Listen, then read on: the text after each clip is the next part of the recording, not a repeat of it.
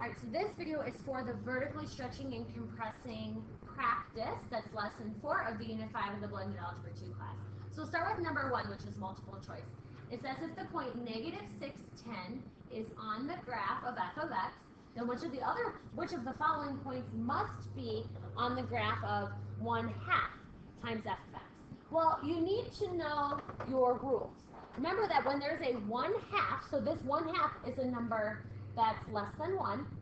When that value is in front of the function, that is going to be a vertical compression by 1/2, which means your graph, the y values are going to get smaller by a factor of 1/2. So the way we do this is you are going to, remember when we did vertical stretch compression, we said that the y values changed? So you're going to multiply the y value of our original point by 1/2. The x value isn't going to change. Well, 1/2 times 10 is 5. So we want a y value of 5, which could be a, b, there. And the x value we said doesn't change. So that's why our answer is going to be b. Negative 6, 5 would be on that graph. Let's look at number 6. There's a couple parts to this question. We're given a graph, x squared. That's the parent function that's graphed. And then we have a new function, negative 1/2 x squared plus 4. What 3 transformations happen to the graph? When we're stating transformations, we go from left to right. On the left, to start, I have a negative in front. That first negative there means that our graph reflected over the x-axis. When the negative is the first thing you see, you're reflecting over the x-axis. The next thing I see is the 1/2.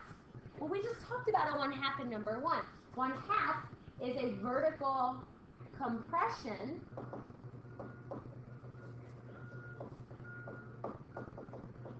by 1/2. And then the plus 4 on the end means that your graph went up 4 units. So on the end, outside, means up or down. Now we're going to make this graph using those 3 things. So I'm going to start by reflecting a point over the axis. And you can do this in multiple steps. I'm going to do them 3 steps at a time. So I'm going to let number 1, that being green. Then when I vertically stretch it, I'll do pink. And then my final graph, I think I'll do it purple. Okay? So we're going to end up having 3 graphs here at the same time, but our final answer will be in purple. When I reflect this green graph over the axis, I just take every point and reflect it over the x-axis here. So it'll be over 1, down 1, over 2, down 4. All right, that's all that's going to fit. But that graph right there, that's when you reflect over the axis. So that's the first one. Now what you're going to do is you have to then take that graph and move it in a vertical compression by 1/2. Which means you're going to take all the y values of the points and make them smaller by 1/2.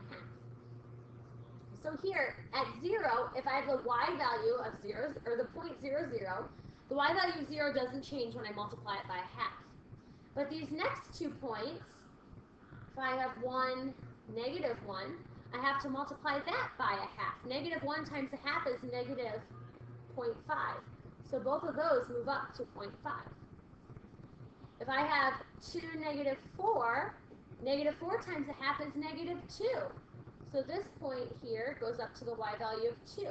And that's the shape of your new graph. So now you're reflected over and compressed. You're a little bit shorter and wider.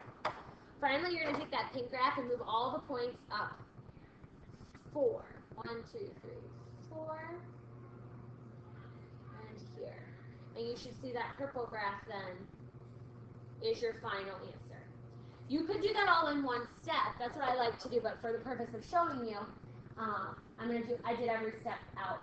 But here, that purple graph is actually the graph of negative 1/2 x squared plus 4. All right, if you flip your paper over, we're going to do 7 and part of 8. So on 7, I have a parabola already graphed.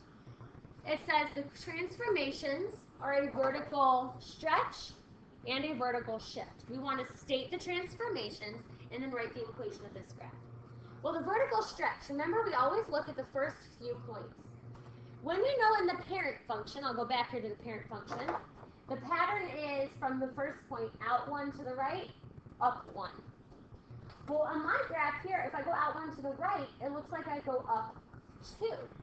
That means that you had a vertical stretch by 2. Right, our graph is 2 times as tall. That was the stretch that happened. And then remember, our parent function always starts at the origin. Well, if the origin is right here, my graph started 1, 2, 3, 4, 5, 6, 7 below that. So our graph went down 7 from the original. Those were the two changes that happened. So to write our equation, we'll start with y equals a vertical stretch, our direct raised by 2. The 2 is a number greater than 0. The vertical stretch goes in front of the x squared. I didn't go left or right, so I'm just going to put x squared after a vertical stretch. And down 7 would be minus 7. Let's write a couple more equations. We'll do 8a and b. If I have a vertical stretch by 3, that means when I write the equation here, the number in front of my parentheses is going to be a 3. Now I did go right this time. Right happens inside the parentheses. You have your x. Now right is the opposite of what you think. So it's actually going to be a minus 2. You have to make your quantity squared.